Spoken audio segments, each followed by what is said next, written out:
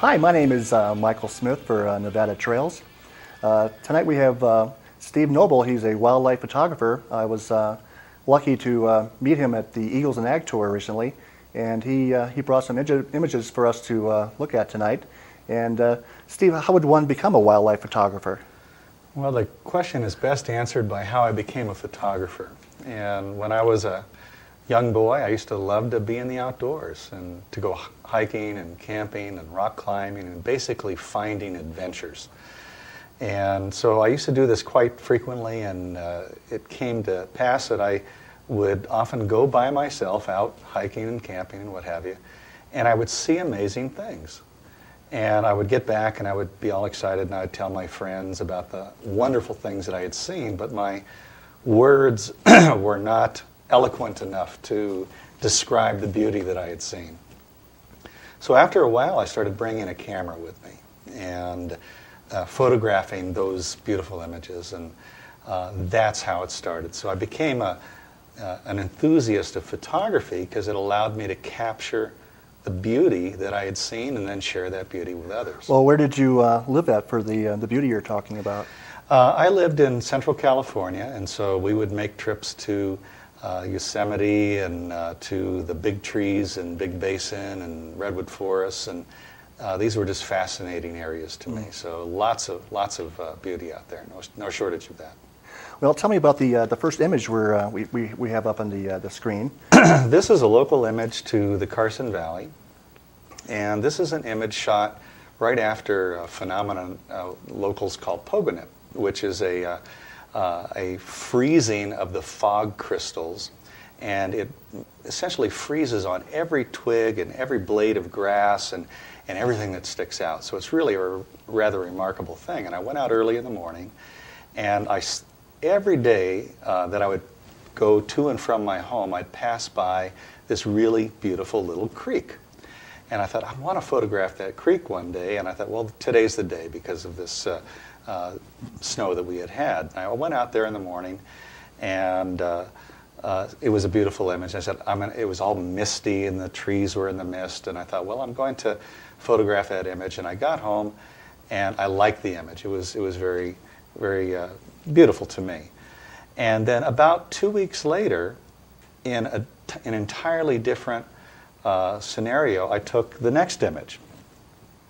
And the next image is the same location, but the image now was at sunrise rather than the prior one was probably at about 10 a.m. or so. It's absolutely beautiful. And just prior to sunrise, to have a proper exposure for the beautiful color in the water and the gold and the red and the yellow hues of the sun as it's just about to come up, you need to expose for that properly. And so that meant that the foreground in this image was very dark because the camera doesn't have the flexibility that our brain has to adjust to those different light levels. Mm-hmm. So in Photoshop, I was able to reclaim some of the values and the proper tone and color of the image in the foreground that otherwise in a normal photograph would have been rather dark. But going back between these images now, we can see that it's the same spot, but look at the feel and the difference and the emotion that each one evokes, even though it's exactly the same spot. One is vertical and one is horizontal, and that has an impact as well. That's absolutely beautiful. Now, we had talked about in your lecture series how to shoot wild animals. And I don't mean with a gun, I mean with a camera, of course.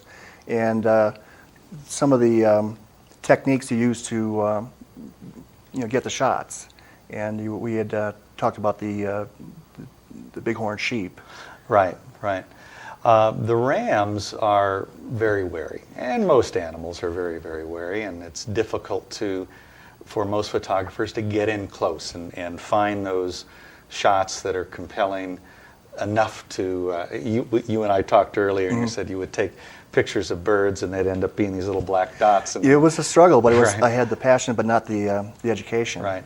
So this image that we're looking at now on screen is an image up in Banff, Canada, and this was an area to get this image. there was a little planning involved. So the night before, I kind of scouted out where did I see animals, where might they likely be, what might their travels, what direction might they be heading. And so I had an idea of where I was going to go in the morning. And I got up maybe an hour before sunrise, and sure enough, there was this group of rams. And there's probably about 6 in the troop, and they were maybe about 400 yards to my right. Okay, so, but they were moving my direction along the lake bed. So my technique for getting close to animals that are very wary is, number one, I'm not going to hide because they're going to see me, they're going to smell me, and they're going to hear me. Mm-hmm. So if I'm hiding, they're more afraid because they think that I'm up to no good. And so my first technique is I'm out in the open. I'm sitting on top of a rock or out in the open where they can see me, they can assess am I a threat or not.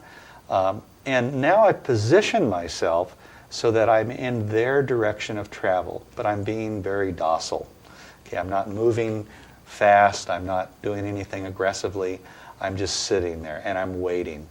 And slowly but surely the rams will move in their pattern, whatever their pattern is in the morning, and they'll move along that lake bed, and I position myself so that I'm maybe 25 yards or so from the lake. So their choice is, do I go all the way around this creature that doesn't appear to be threatening me, or do I just pass him by because he doesn't appear to be threatening me? Mm-hmm. So in this scenario, I was lucky enough that they decided to pass on by me, and it yielded a number of very, very interesting shots. The shots that we're looking at there on screen was that ram was probably about 25 feet away from me. I was just going to ask you, 25 feet, that's unbelievable. Yeah, and this was not shot with a zoom lens. This was shot with a standard lens, in fact, a wide-angle lens, so I could encompass the mountain and the lake and kind of create the composition that I felt was appropriate. Notice that the ram is not in the center of the image, nor is the mountain. And we've used a technique called framing, where the tree on the left is framing the image, bringing the viewer's attention into the subject matter on the right. And we see 3 rams in the distance, and then the 1 ram in the foreground, the beautiful colors of the lake, and then the mountains in the background and the sky in the background. So the composition is as important as the focal point, which is the wildlife. It almost looked like he's looking back at you. Did you whistle or something, or did he just look at you? Or? I was sitting quietly, and the only sound that was heard was the sound of my shutter clicking. And but it was just the ram being very cautious, checking me out, continuing to observe me, knowing my location, and so this was just. That's why this ram is as big and beautiful as he is, because he's wary. Well, the next shot is was it a Kodiak bear? Yes, a Kodiak bear. Kodiak bears are found only in Kodiak, Alaska. The Kodiak Island, I don't know how many miles away it is from the mainland of Alaska, but it's many, many miles. I would guess hundreds of miles. But at some point in our very ancient history, bears migrated to Kodiak Island, and as it became an island again, they were stranded there, so to speak. Mm-hmm. But it was a very large island and very large habitat of bears, and they grew to enormous sizes. Mm. And so Kodiak bears can get in excess of 1,500 pounds. That's a pretty darn big animal. And this image was one of my favorite images because of the memories that it invokes. And what happened here was my wife and I were in a Zodiac. We were actually shooting for an adventure tourism company that people fly in from all around the world to visit this really unique spot called Yuyak Bay in Kodiak. And so they come to see the wildlife, and the diversity of wildlife is immense. So we had borrowed the owner's Zodiac, which is a rubber inflatable boat, And we headed out at about 11 p.m. And of course, at 11 p.m. at that latitude, we were still semi-light. So it was kind of dusky out there. And after maybe an hour or so, we see this very large Kodiak bear ambling down the shoreway looking for an evening snack. And so I used the same technique. We motored up ahead of the bear in the direction of his progress, the direction that he was heading. If I had headed straight toward him, even though he's 1,500 pounds and I'm 200 pounds, he would have been off into the woods. He would have been gone. Mm-hmm. But we motored horizontally. We positioned ourselves 100 yards ahead of him, turned off the motor, positioned ourselves, readied my gear, we're ready to go, and the Kodiak bear comes along the shoreline, and when he gets parallel to me, he looks up, and you can see him sniffing the air. He smells us. He knows we're there. And their eyesight is about equivalent to ours. So he's trying to make out, what are these strange things out in the lake? And so actually it's the bay. And so at some point he starts ambling down into the water. And he's up to about his chest in the water, and he stands up. And he's, I don't know how many feet tall, but he's a very big animal. And the water is dripping off him and dripping off the ends of his claws, and he's glistening, and it's just a rather remarkable moment. And he gets back down into the water, and he starts swimming out toward us. And I'm in heaven. This is a wildlife photographer's greatest joy. And so here's his beautiful Kodiak bear. He's in the emerald water. And he's swimming out to say hi to me, and I'm thinking, this is great. And he continues swimming, and at about 20 feet away from us, my wife, who was my pilot in the boat, says, I think it's time that we leave. And my response, and I remember it, my response was, no, this is what I've come here for. And so I kept photographing. And at about 15 feet away from our Zodiac, knowing that the bear's claws with one effortless swipe would make our inflatable a non-inflatable, and we would be in a very precarious position. But at about 15 feet, I probably would have started to get uneasy. But right at that moment, he saw us for what we were, not his normal prey, not his food chain. And so the Kodiak turned around and swam away and continued his life. But he gave me and my wife that moment in time. Well, the shot right there, how close was he at that point? That was about 15 feet away. Oh, yeah. That was. He looks pretty close to me. There are two shots that I have, one where the bear's muzzle is in the water and one when his head is fully out of the water. And one, he looks curious and what's going on. But this one, he looks more ominous, as I've now looked back on. Well, he looks like your lunch to me, but it's a beautiful shot. But he's assessing. He's assessing. I mean, because that's what they do. I mean, this is their life, is to find something to eat. Well, it's also his territory, too. Absolutely, yeah. And that's a beautiful, beautiful shot. Thank you. Well, the next one is a very hard shot to shoot, as far as I would think. It's a lot of birds in air, in flight. Yeah, the image is of some Canadian snow geese, and the location is a place called Bosque del Apache, and it's a rather remarkable place. And my wife and I stumbled upon it in our travels, and we heard that there was some interesting wildlife there, and we had no idea what we were about to see. And so we got up pre-dawn, and out in the marshes there are thousands, literally, it's a carpet of geese and ducks and wild fowl of all kinds.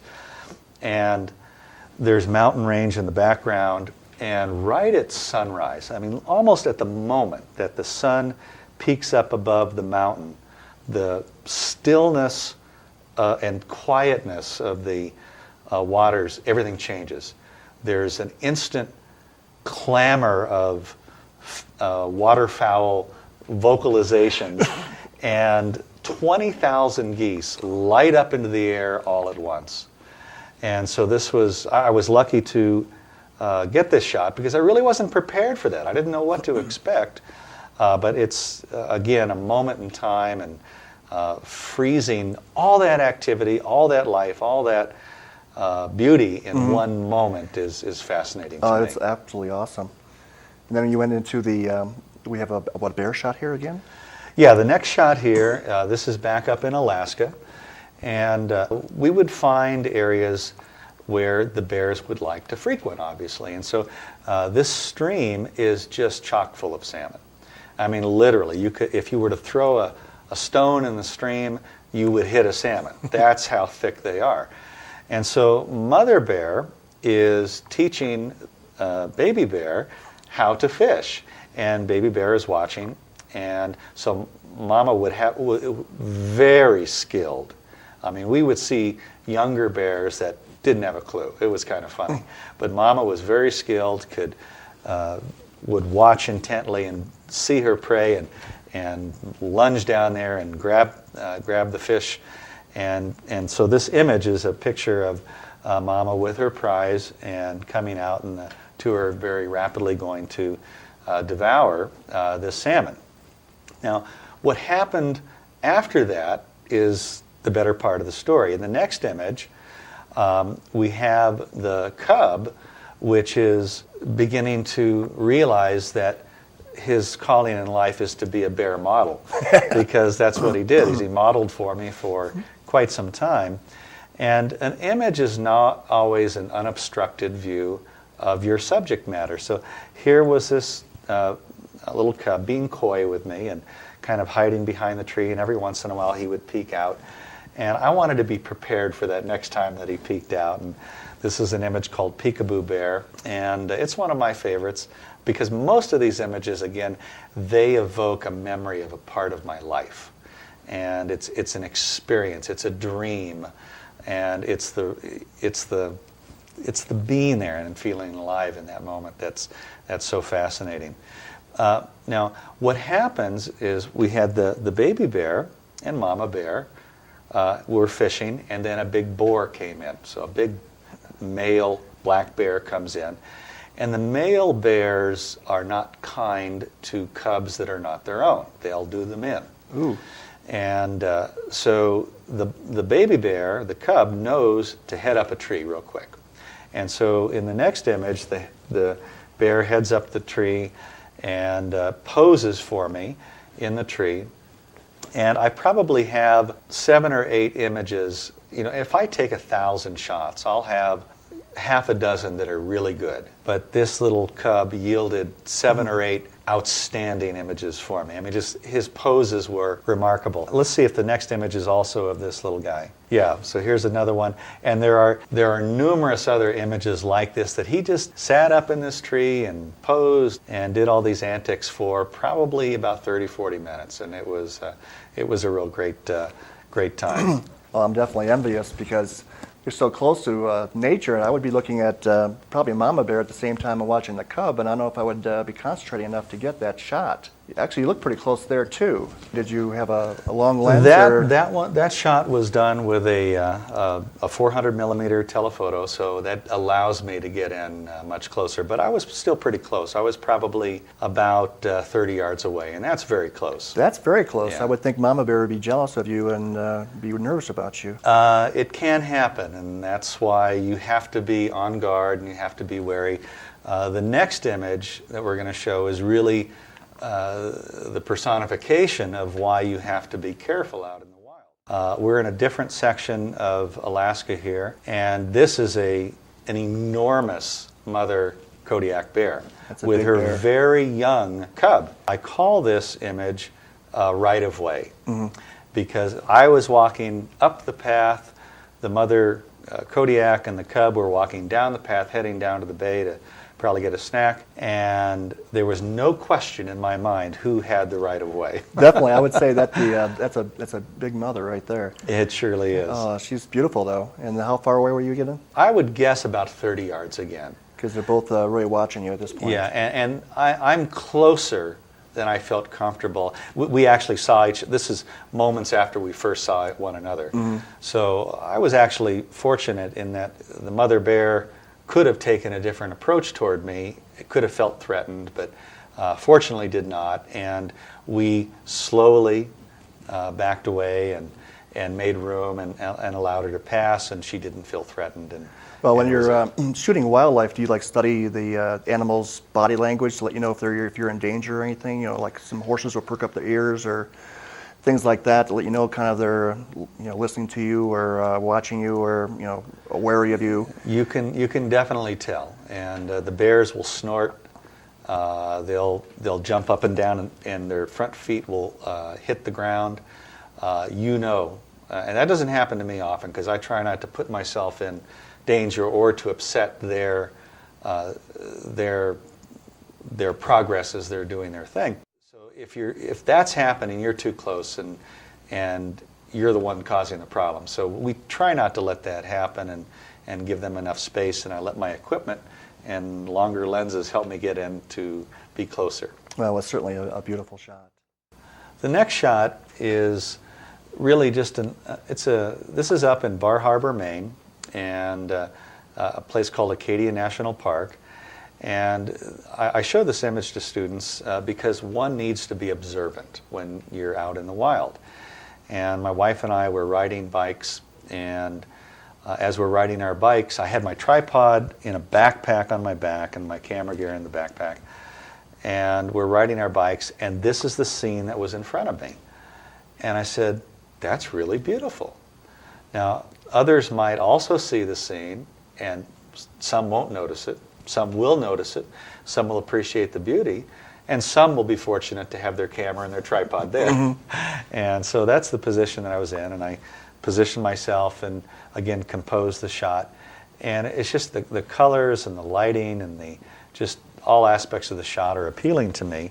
And it's my lesson to students to be observant. Really keep your eyes open when you're out in the field. As well as you're ready you brought your equipment and you're ready to go as yes, well. And I can't tell you how many times I brought my equipment and wonderful scenes like that don't materialize.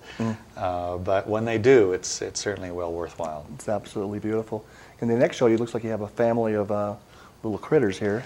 Yeah, these are prairie dogs. And movie Close Encounters of the Third Kind was shot at a place called Devil's Tower. Mm-hmm. And so we're right in front of Devil's Tower here, which is a rather remarkable stone monument. And these prairie dogs, there's colonies of prairie dogs. I mean, literally hundreds and hundreds of prairie dogs in these fields. And so I acclimated this small colony of prairie dogs to me so that they weren't afraid. And you'll notice that my position was not well up high, looking down on them, but down low, kind of more at their level. And it makes for a more appealing shot. So this is, when I teach photography and teach Photoshop, these are some of the lessons that I try to teach the students, is that you need to be conscious of your orientation and what would look best. The next image is similar in that it's an orientation issue and a perspective issue. And so here we see an image. This is called Wall Street in, I think it's Bryce Canyon. And if my wife is in the background there. Is that for scale purposes? Exactly right. That if she was not there, it would be hard to tell. Is that area of light, is that 10 feet high or 2 feet high, or in this case it's probably 60 feet high. Mm-hmm. So to have something of known scale in the image gives us our ability to size it and have proportion and makes greater sense of the image. Well, it's certainly beautiful light too. Yeah, the light streaming into the image makes this more compelling. The next image is also a light where light is streaming in, but it's perhaps hard to tell, but this is actually an underwater image. And this is light streaming in through an open cave entrance. And I've actually admired this shot. I've seen it down in the Cayman Islands, and I admired that shot. I thought, wow, what a beautiful place, what a great idea. Mm-hmm. And we went and dove that spot. And this was my first outing with an underwater camera. Wow, that's the first time? Yeah, and so I was very pleased when I got back that that some of the subtleties that I was hoping to create were actually captured in that image. The next image is also an image regarding just being observant. Mm-hmm. And so here we are. This is in Valley of Fire, Nevada. So this is just north of Las Vegas. And I'm driving in my truck, my wife and I, and we're exploring Valley of Fire. And I happened to glance back in my rearview mirror, and the image that you see on screen is exactly what I saw in my rearview mirror. And I said, wow, that's kind of cool.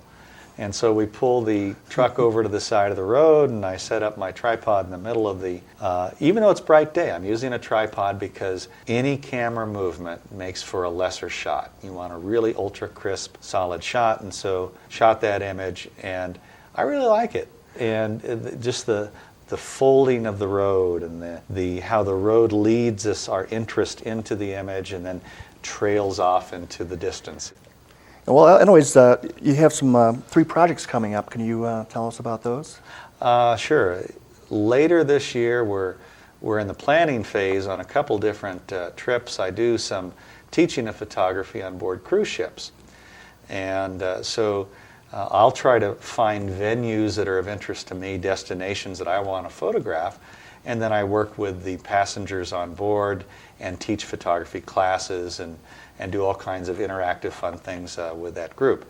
And so we have a trip in the planning phase which is going to be going around South America. So we'll start in Miami and hit all the ports of call on the eastern side of South America, pass through Cape Horn at the bottom, come on up the west side of South America and end up in LA. It's about a 45-day trip, but making that passage is kind of a sailor's dream. Now, I'm not a sailor, but it's another thing that you can kind of put a notch on your belt. I've done this fascinating thing. And well, actually, our viewing audience can actually join you if they want. How could they get a hold of you to do some of these things? Well, they would probably contact my website to see what things are coming up in the future, which is stevenoble.photography.com. And they would get a list of lectures and cruises and things like that are coming up, and join us on one of those cruises. That would be excellent. Well, the second project I have is the Great Wall of China. One of the wonders of the world. I have a fascination with old rocks. And whether the old rocks are Stonehenge or the Great Pyramids in the Giza Plateau, but I like to visit them all. And so I've been to the Giza Plateau and I've been to Stonehenge, but I haven't been to the Great Wall of China, and that's got to be one of the most incredible feats of mankind, and so I want to see it and experience it and photograph it. And the third is the Galapagos Islands. Galapagos Islands is a wildlife photographer's dream. And so I'm planning to do a series of both photographic and nature lectures on board some cruise ships out in that area, and photograph the absolutely unique wildlife that is present there. And that's one of my unfulfilled dreams that I'm waiting to do. Well, that's absolutely fantastic. So again, if people want to get a hold of you, what's your email address again, please? Email address, my personal is email, E-M-A-I-L, the number 4, Noble, N-O-B-L-E, @gmail.com, or questions @stevenoble.photography.com. Well, thank you, Steve. I really appreciate it. Thanks for thank joining. you, Michael. My pleasure. Appreciate it. Thank you. This is Michael Smith for Nevada Trail.